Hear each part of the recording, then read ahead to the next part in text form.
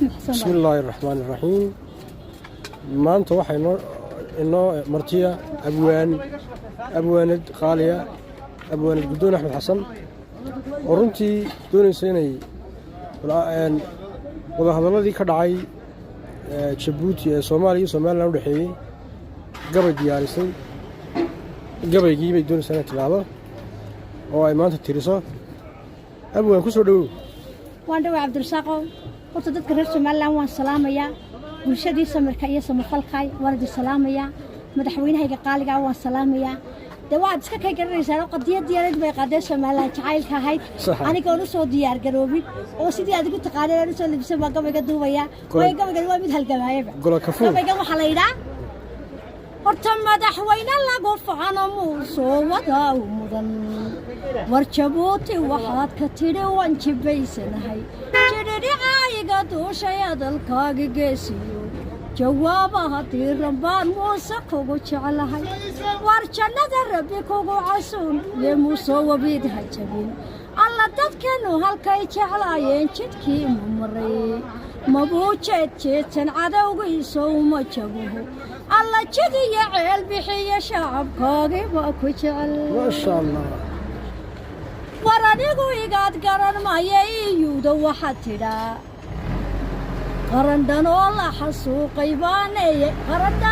xasuuqay baanee qorshaha ku jira qodob heshiis iyo qaraar iyo qiraalka qoraa war nimankii gayigeena gubayee habeenna galay ee geesiyadeennii badnaa laayayee galab inagu cartamay ee hablaha gobta ee isaaq lama gayoyna yidhi ee dad ragoodu wacan magayo geesiyada ee ragoodu wacan magayo gaari nooga dhigay haddaanay ka garaabin godobteenna geesiyow oo xaqiiqda ka sheegin xaalkaa dadkuu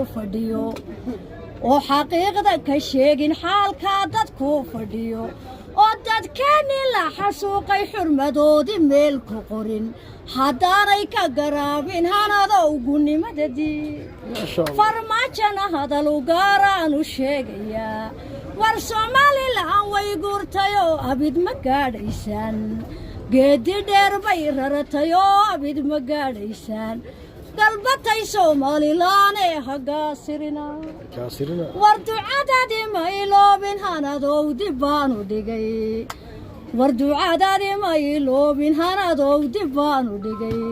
war iliya cawriyo cayuumooyin kuma karan war xumaanta kuwii xidhxidhay xaalkun kuma karan